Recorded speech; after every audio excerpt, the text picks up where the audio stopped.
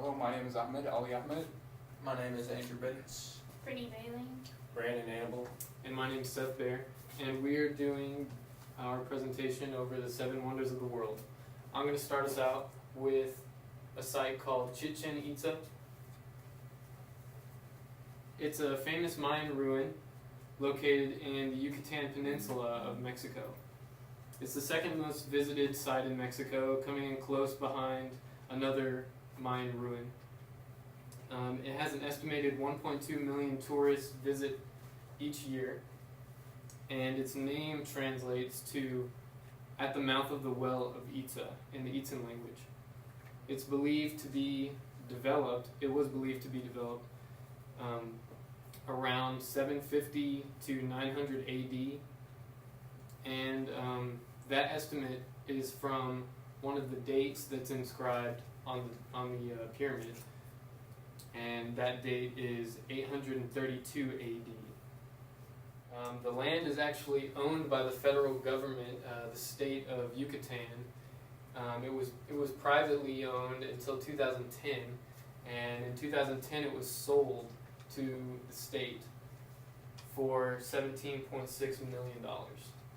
So now we're going to transfer our focus over to Rio de Janeiro, the site of Christ the Redeemer. In honor of Princess Isabella, but it was not built until the 1922 that donations were given in order to build this. Christ the Redeemer was built in France out of soapstone and then sent overseas in order to build it. And they built it in France because they were believed not to be able to put it together. The original plan of Christ the Redeemer was to be holding a globe and a cross in the hands, but when it was built, the plans are changed, and his arms were wide open instead. And in 1931, the statue was completed, and October 12th of 1931, it was open to the public. Next, we're going to talk about the Colosseum. The Colosseum was started by the Flavian dynasty. The Flavian dynasty decided to build the Colosseum after a civil war occurred in Rome. And because of the Civil War, a lot of destruction occurred, and so they decided to start a widespread reconstruction program. The Colosseum was part of that, and it was all started by Emperor Vespasian. Vespasian actually died while it was being constructed because it took around 10 years to complete. And he meant for it to be a gift to his son Titus. But Titus also actually died whenever it was being built, so Emperor Domitian actually ended up taking over whenever the Colosseum was actually built. They started construction in 70 AD, and then they actually finished in 80 AD, so it took around 10 years. And after that 10-year construction program, they had a 100-day celebration to kind of kick off the Colosseum and start the games. Even though it was a gift to Titus, they actually called it a gift to the people. It was kind of the new dynasty's way of winning over the people. And they did this by introducing bloody sports. It wasn't just gladiator fights like you see in the movies. It was more than that. They had hunts where professional beast killers, as they were known, would come in and they would fight tigers, elephants, or they would just try and throw a javelin across the arena and try and kill a deer or an ostrich. And it was shown that over 100 million animals were killed throughout the Colosseum's time.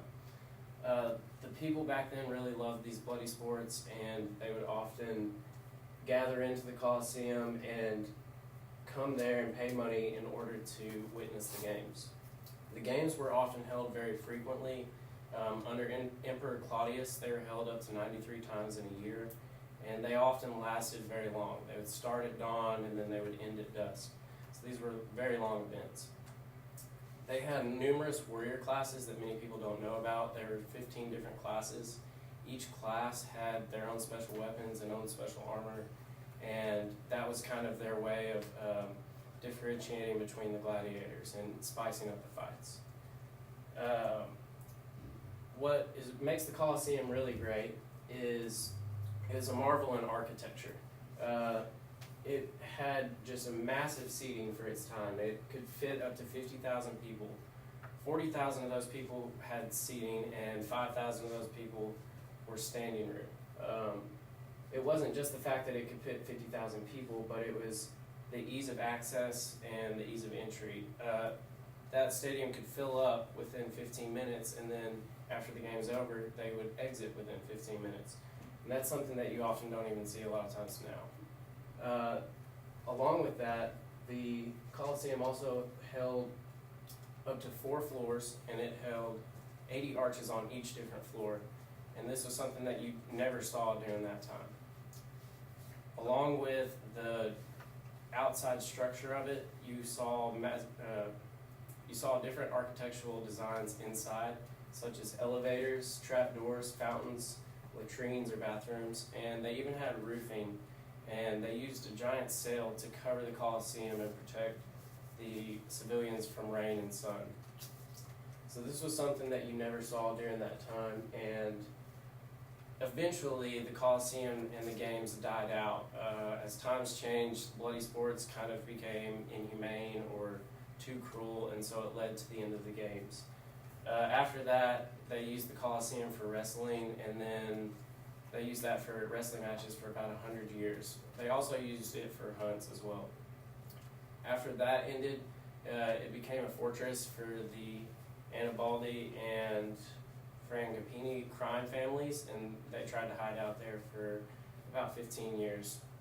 After that, they abandoned the Coliseum, and then it went on to become a wool factory, and this was put in place by Pope Sixtus V. And ultimately, that just didn't work out either, and so they decided to move on, and they just left the Coliseum vacant.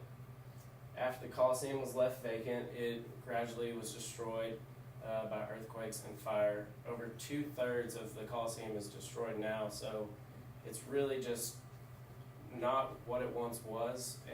But still, in the 1990s, they started a revival program in order to bring the Coliseum back to life. And as part of this revival program, this has helped bring tons and tons of tourists to the Coliseum each year. And now it is about 3.9 million tourists a year. After that, we're going to talk about the Great Wall of China. The Great Wall of China began being built before 221 BC. There were 7 powerful states that emerged, and they weren't like allies, but they started building the wall as defense against each other. And then in 221 BC, the Qin dynasty emerged as the first united kingdom of China. At this point, Emperor Qin ordered that the walls be connected in order to to strengthen their defense against foreign invaders. The builders of the wall were soldiers, peasants, convicts, and war prisoners. They used, besides the bricks, they used glutinous rice, flour, and that was used as the binding material for the bricks. From then on, the wall continued being built. Next, under the Ming Dynasty, between 1368 and 1644, the wall reached its greatest extent, or length, which was 5,500 miles. Under the next dynasty, the Qing Dynasty, which is from 1644 to 1911, the wall ceased being built for more than 3 centuries. The Cultural Revolution was next, and the wall was kind of taken apart by residents there who would take the bricks and build their homes, and this was between 1966 and 1976. After the revolution, the wall became just pretty much a tourist attraction instead of the purpose it was built for. However, in the next 20 to 40 years, people are predicting that some of the wall is going to be demolished by humans and nature. To conclude, the wall was built to defend the Chinese Empire. Its significance is that it's the longest fortification ever built at 5,500 miles. And last, it is China's biggest tourist attraction and one of the new 7 wonders of the world. Next, we'll talk about Machu Picchu. Machu Picchu was a Incan-built structure, and it was built just northwest of Cusco, Peru, in South America. And this structure is very, very large. It spans over 5 miles, and it includes over 3,000 steps linking all the different buildings together. It was originally thought to be part of a royal state or either a sacred religious site. Historians can't really tell the difference on which one it actually is, but it is believed to be one of those two.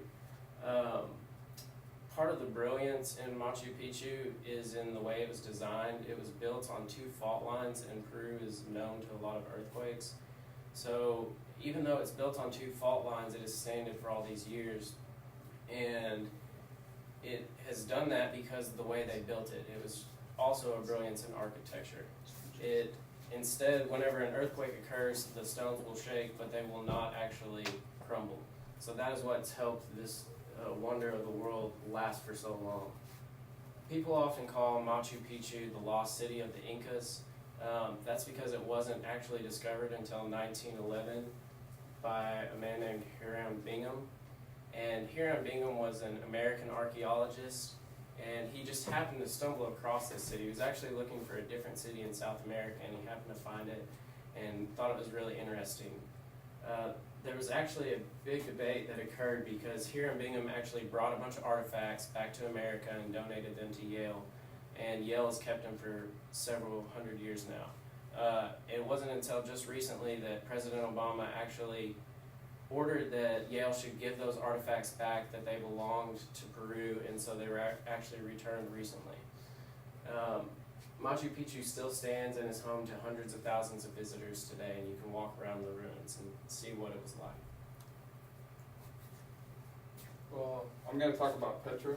Well, Petra is a historical and archaeological city in the southern part of Jordanian governor of Maine that is famous for its rock-cut architecture and water conduit system. Well, the location of Petra is it lies by the incredible fractured valley east of Wadi Araba in Jordan, around 80 kilometers south of the Dead Sea. It became a big deal in the late 1st century through the achievement of the Suez exchange it had. The city was a central city of Nabata and was re-owned, most importantly for two things: its exchange and its pressure designing frameworks. It was regional standards, self-governing until the rise of Irajan. However, it thrived under Roman tenure. The town grew up around this colonnaded street in the 1st century, and by the mid-1st century, it had seen very fast urbanization. We can go ahead and go to the Taj Mahal. Well, my next topic is going to be Taj Mahal. It is located in Agra, India, built by the Emperor Shah Jahan in memory of his wife Mumtaz Mahal, who died in 1613 of childbirth. Construction began in 1632 and was finished in 1648, known as the greatest architectural achievement in Islamic architecture. Taj Mahal means crown palace. It took about 22 years to build, employed about 20,000 workers, and stands on a raised platform and attracts about 3 million people per year. I guess that will be it for our topic, and yeah, good job guys.